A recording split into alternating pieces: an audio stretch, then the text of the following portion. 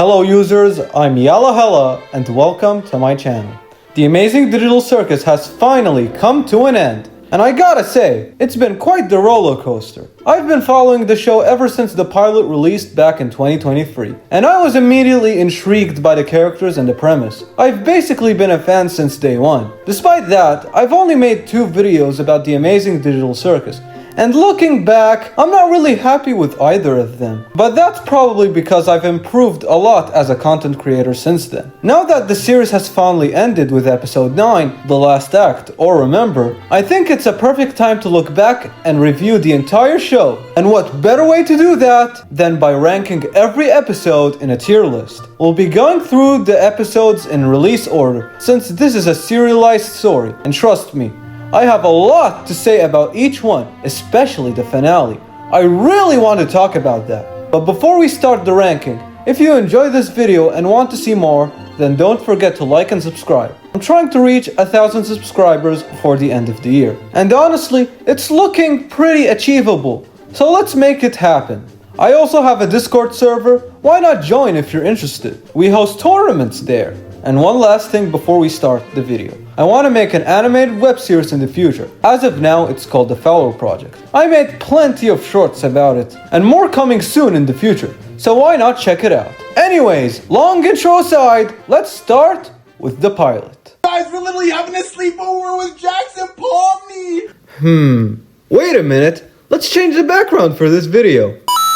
Much better. Anyways, let's talk about the pilot now. In the first episode, we follow Pomni, a woman who suddenly finds herself trapped inside the Amazing Digital Circus, a strange digital world run by an AI ringmaster Kane. As Pomni desperately searches for a way out, she meets the other humans trapped alongside her and learns more about the weird rules about this place. Meanwhile, Kane sends the group to an adventure. But things take a dark turn when they discover that one of the circus members, Kaufmo, has abstracted and become a dangerous monster. By the end of the episode, Pomni realizes that escaping the place might be way more difficult than she initially thought. I gotta say, this is a great first episode. We learn a bit about the place, we get introduced to the characters, and we see our first glimpse of the concept of abstraction. Oh yeah, and also the void, which we don't really know anything about. This episode does a great job hooking the viewer and making us curious with what's gonna happen next. Before I rank this episode, let me ramble a bit about the characters. I'd say Pomni is a decent main character. We basically learn about the digital circus with her. Kinger is cool. He was the one trapped here the longest, which probably gives him a lot of knowledge and experience with the place.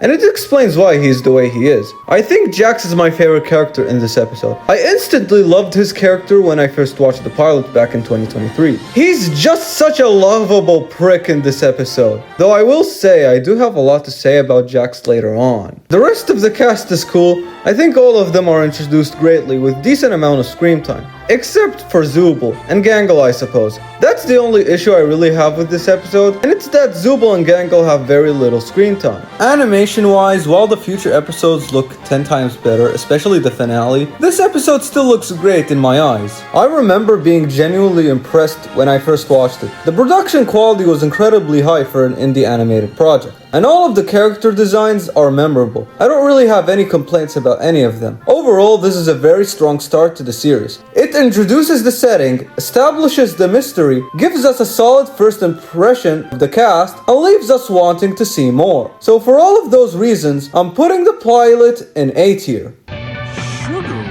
Before I talk about episode 2, I just want to mention one thing I really like about following this series while it was still ongoing. One of the coolest parts was seeing all the theories and speculation between episodes. It was fun watching people try to figure out the lore, predict what would happen next, and piece together all the mysteries of the digital circus. Even if a lot of these theories end up being wrong, it was still a big part of the experience. Anyways, let's talk about episode 2. On Pomni's second day in the circus, Kane sends the gang to the Candy Canyon Kingdom to recover stolen maple syrup from a group of bandits. During the adventure, Pomni and the bandit leader Gummy Goo end up outside the map, where Gummy Goo discovers that he's actually an NPC and begins questioning his entire existence. As the two spend more time together, they develop an unexpected friendship. However, when Gummy Goo arrives at the circus, Kane immediately deletes him, claiming he can't risk confusing humans and NPCs, leaving Pomni devastated. I'd say this episode was weaker than the first one, and I'll get into why later. I like the adventure they went on. Before episode 2 came out, I thought most of the series would take place inside the circus itself, so I'm glad I was wrong. We also made some new characters like the Candy Princess, the Fudge, and of course Gummy Goo. I'd say Gummy Goo is a pretty decent character. I never expected an NPC to become self-aware and realize he's inside a game, so I thought that was a really cool idea. Now let's talk about the main cast again. Pomni was good in this episode. I don't really have any complaints about her. I liked seeing her find a friend in this strange world, even if Kane ended up deleting him. By the end of the episode, when everyone gathers to mourn Kaufmo, I think that's when Pomni realizes that despite everything, the people in the circus really are there for each other. And Jax is still killing it. I remember when this episode was out, some people were hating on Jax because he was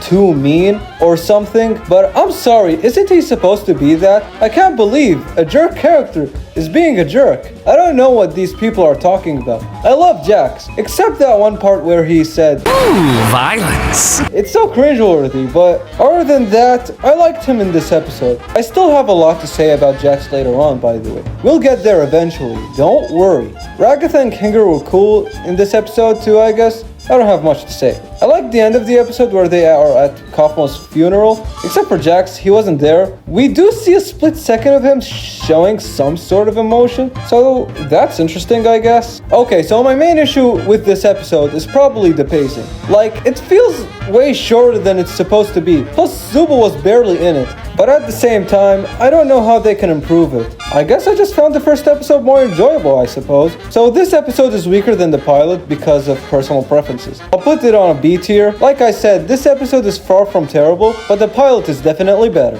Okay, before we get into episode 3, I just realized I completely forgot to talk about Kane. I really like his character. I like his design. He can be pretty funny at times. I think they do some really interesting things with him throughout the series, especially since he's basically the one in charge of the whole circus. Man, I can't believe I forgot to mention him. That's kind of embarrassing. Anyways, moving on. Episode 3 starts with the characters chilling together until Kane shows up, letting them go into another adventure. This time a spooky one. And as usual, Zubul refuses to go, which made Kane frustrated. In the adventure, Pomni and Kinger got stuck in the scary level of the Mildenhall mansion. While that's happening, Kane gives Zubul a therapy session to see why they always refuses to go on his adventures. Meanwhile, Pomni and Kinger accidentally end up in the horror section of the mansion, where they have to survive a terrifying monster while uncovering the mystery behind the manor. As the two make their way through the mansion, Kinger surprisingly starts acting a lot more sane than usual. Eventually, they find themselves in hell, kinda, where Kinger comforts Pomni by talking about his past and the extraction of his wife. Thanks to him, Pomni begins to appreciate the people around her in the circus a bit more. By the end of the episode, the group reunites after completing the adventure, while Zuba's therapy session with Kane doesn't really solve much. I actually don't have any complaints for this episode. We didn't see much of Jax this episode, which is completely understandable. We need to make room to know more about other characters like Kinger and Zubul, and they did a decent job with that. I also really like Pomni and Kinger's bond. We learn more about Kinger, like how the dark somehow makes him sane, and that he had a wife in the circus. That wasn't too surprising though, since we saw her door back in episode 1. I mean, they're both chess pieces, so I figured they had some sort of connection. The horror itself wasn't really scary, but I don't think that was ever the intention. If anything, it was pretty funny at times. My favorite joke is when Pomni tries to take a gun from Baron Mildenhall's corpse and says, "Please don't be alive," and he just responds, "Alright, I won't." That's probably the funniest moment in this episode. The Zubul stuff was decent too. It was a good start to her character arc. Other than that, I don't really have any complaints. This is our first S tier of the video. When a spooky themed episode of a show is done well, it really hits. One of my favorite episodes of Smiling Friends is the Halloween episode from season 3. So I guess I just have a soft spot for these kinds of episodes. Anyways, let's move on to the next one. Burger? I'm sorry, did he just say that his last name? His burger? Episode 4 shifts our focus to another character, Gangle. Her comedy mask always gets broken, so Zubul gives her a plastic one that doesn't break easily. Then Kane sends them to another adventure, but the circus gang suggests Kane for a different kind of adventure. This time, he sends them to an adventure from the suggestion box, which is them working on a fast food restaurant. And this time, Zubul is with them. As the adventure goes on, Gangle's new mask causes her to become an overly cheerful and strict manager, putting pressure on the rest of the gang. Meanwhile, Pomni is surprised to see Gummy Goo again, only to realize he no longer remembers her. By the end of the shift, Gangle realizes she's been pushing herself too hard. She throws away the plastic mask, returns to being herself, and the group heads back to the circus after another successful adventure. I don't have much to say about Fast Food Masquerade, to be honest. Compared to the previous adventures, this one is a lot more calm and laid back, which was a nice change of pace. I also liked Orbsman. I don't know why, I just find the sounds he makes funny. It was also nice seeing returning NPCs like the Glowing Queen and Gummy Goo again, even if they aren't the same versions we've met before. I'm glad this episode shifts the focus to Gangle, since we barely knew anything about her before. By the end of the episode, it also feels like her and Zubul are starting to bond, which I like. Pomni also seems a lot less stressed than usual, so I guess she's finally getting used to the life in the circus. And Jax, who's usually the one causing chaos during the adventures, doesn't really get the chance to do this time, which was a fun change. Overall, I enjoyed this episode, but I don't have a whole lot to say about it. I'm putting it in B tier, slightly above episode 2. Now, before we move on to episode 5, I just want to say that I really like this cast of characters. Jax is the jerk of the group, while Ragatha is the nicest, which creates a fun dynamic. Kinger has been trapped here the longest, so he probably knows a lot more than he's letting on, foreshadowing. Pomni is the newest member of the circus, so we learn about this world alongside her, which makes her a solid main character. And finally, there's Kane. He's basically in charge of the entire circus. I don't have much to say about him right now, but I'll definitely bring him up later. I did make a video about this episode when it first came out. I feel like I have a little more to say about it, honestly. Episode 5 is a little different from previous episodes. Instead of one big adventure, Kane takes the gang through a bunch of smaller adventures from the suggestion box after realizing they aren't enjoying his ideas as much. Throughout these adventures, we get some fun interactions between the cast, especially Pomni and Jax, while Kane starts becoming more frustrated that everyone seems to prefer the suggestion box over his own adventures. By the end of the episode, it's clear that something is starting to change with Kane. Now, one thing I appreciate about this episode is all the character interactions. I like the stargazing adventure, the bar scene, and the softball match. Stargazing is quite a chill one. We also learned that Jax did have a very close friend in the circus. Apparently, I guess that's interesting, but we'll talk about that later. I'll save it for later. The bar scene is probably the most interesting part of the episode. We'll learn a bit about the characters' lives before the circus. Pomni used to explore abandoned places and post them online, which I guess is how she ended up in the circus. Gangle used to work at a fast food restaurant, which is quite obvious by now. Zubul was a tattoo artist, and Ragatha comes from a very wealthy family. She also hints that her mother was abusive, although she clearly doesn't feel comfortable talking about it. My only issue with this scene is, why is all of this new information to everyone? It makes sense for Pomni since she's the newest one here, but shouldn't the others already know each other's backstories by now? There are only a handful of people in the circus, so you'd think this would have come up at some point. Other than that though, I really like the scene. As for the softball adventure, I thought it was pretty fun. The gang has to play against evil versions of themselves, except for Gangle, who's replaced by evil Orbsman instead. I thought all of the evil variants were pretty cool, with evil Jax easily being the funniest. Animation wise, it's an improvement from the previous 4, I'd say. How do they somehow find a way to make the animation better and better, episode by episode? It's impressive. I like the intermission part. It's visually unique from anything we've seen so far. Well, besides that one issue, this is a decent episode. Not bad. I'll put it in A tier, with it being higher than the pilot. For his neutral special, he wields a gun.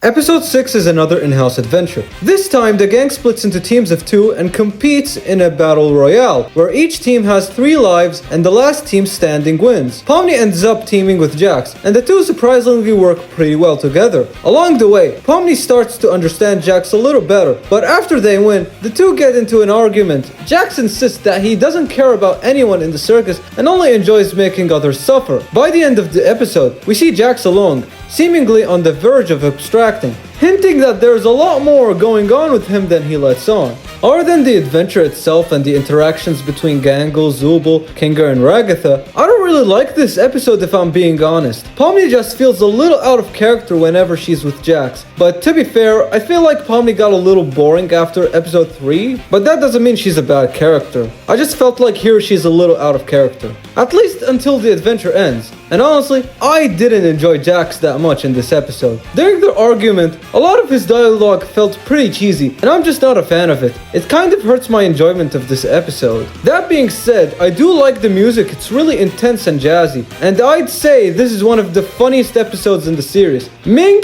is a really funny side character, and I like the joke they made about his name at the end. But other than that, I didn't enjoy this episode. C tier. Goo Lagoon. Now, we're down to the final 3 episodes, and I think they all share one major problem, but I'll save that for the finale. Episode 7 is a little different from other episodes. Kane doesn't have an adventure planned, so the gang decides to spend the day relaxing at the digital lake. While everyone enjoys the beach, Pomni discovers a mysterious mannequin named Abel, who claims to know a way out of the circus. The gang follows Abel's plan to escape, but after a series of shocking revelations, Kane reveals that the entire escape plan was just another one of his adventures, leaving everyone completely devastated. This episode is barely a beach episode! 0 out of 10, F tier. This is fake advertising! In all seriousness, let me talk about my real thoughts.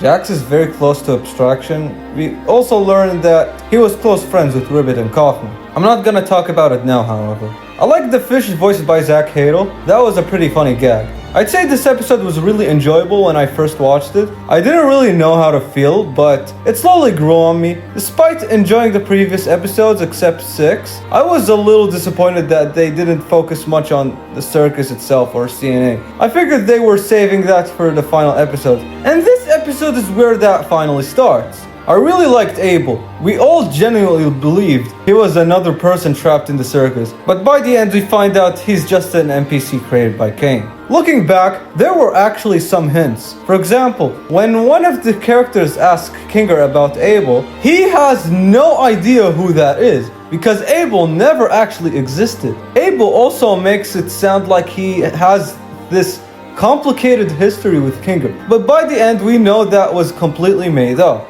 The whole episode was enjoyable throughout, and it was pretty shocking when we found out that everything was just another one of Kane's adventures. All of our theories were completely wrong. Jax also mentions that Kane can mess with their minds, so does that mean Kane lied about it earlier? Kinger also mentions Scratch, the first person to abstract, and it also sounds like Kane might have done something that caused it. I'm putting Beach episode in high A tier. I am. Episode 8 picks up right after the previous episode, with the gang losing all hope for ever escaping the circus, as Kane becomes more unstable and starts forcing everyone into increasingly cruel adventures. Pomni and Kinger try to uncover the truth behind the digital circus and Kane's past. With the rest of the gang distracting Kane, Kinger attempts to fix him by accessing his code. However, things go horribly wrong and Kane is accidentally deleted, leaving the entire digital circus on the verge of collapsing. This is an incredible episode. Not only do we learn more about the history of the circus,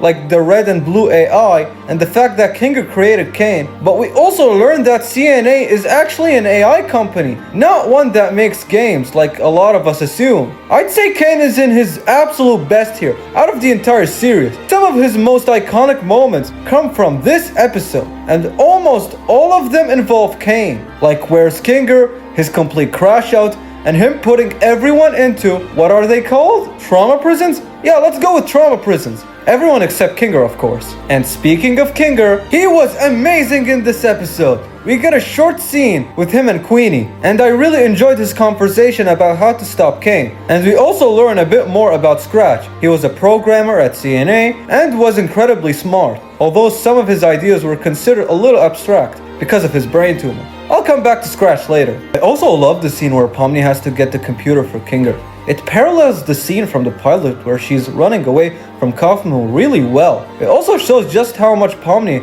has grown since the beginning of the series. And honestly, the animation has improved a ton too. Every episode somehow looks better than the last. I pretty much loved everything about this episode, except one thing. but I'll save that for later. Even with that issue, it didn't ruin my enjoyment at all. I'm putting this one in a high S tier. Not enthused, feel real confused.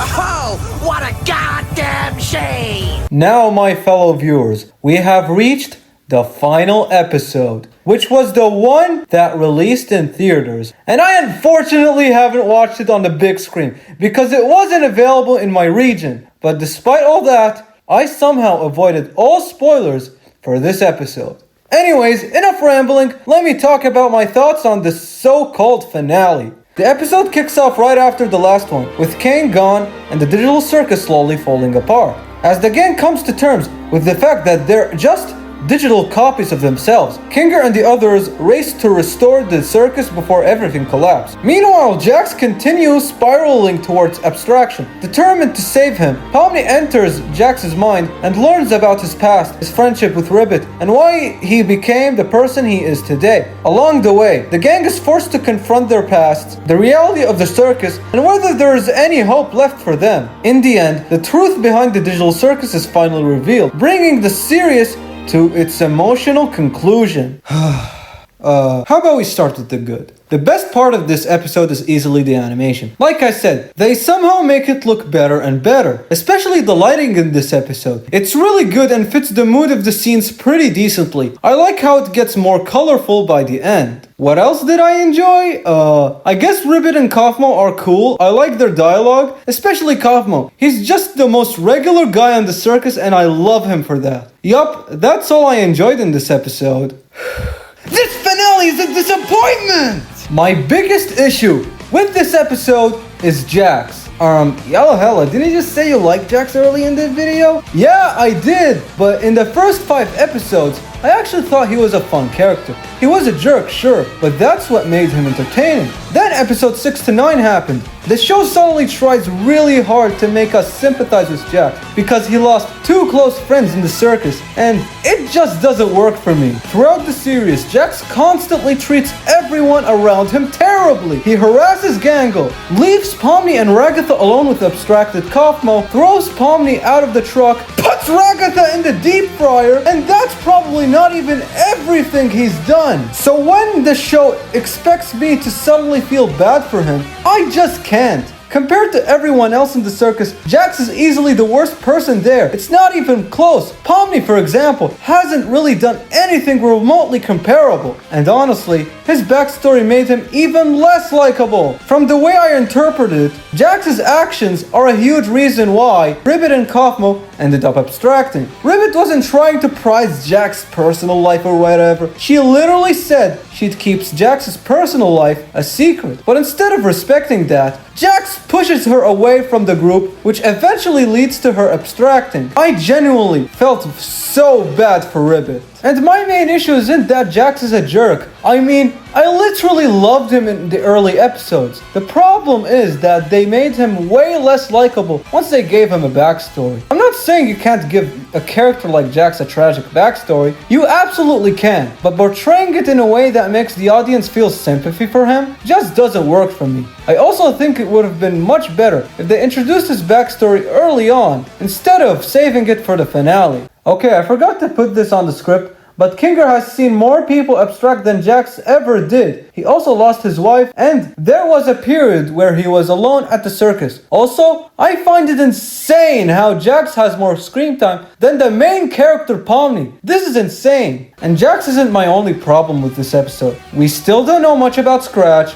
we barely know anything about CNA, and we still don't understand how Kane came back after being deleted. That never gets explained. Instead of spending so much time in the finale focusing on Jax, I think we should have gotten answers to those questions. I'm not expecting every mystery to be solved, but those felt important. Instead, a lot of the extra explanations ended up being on Twitter or Tumblr, which was pretty disappointing. There's also a couple of smaller things that bothered me. After the snow adventure, why didn't anyone check on Ribbit? You'd think Ragatha or at least someone else would have made sure she was okay. But nobody did. And then there's the scene where Kane puts Scratch into the circus. I don't know, that scene just felt really out of place. Finally, Pomni spends so much time of the episode trying to save Jax, but in the end, nothing really changes. He still abstracts anyway. Sure, they did make him a little tent, but he's still abstracted. That makes the whole Jax storyline feel like a bit of a nothing burger to me. So yeah, my biggest problem with the finale are Jax's storyline and all the unanswered questions surrounding the digital circus. Again, I'm not expecting every mystery to be explained, but I do think some of the important ones deserve proper answers. I'll leave a video in the description that talks about some of the remaining unanswered questions, if you're interested. Because of all that, this episode ends up in D tier. The animation,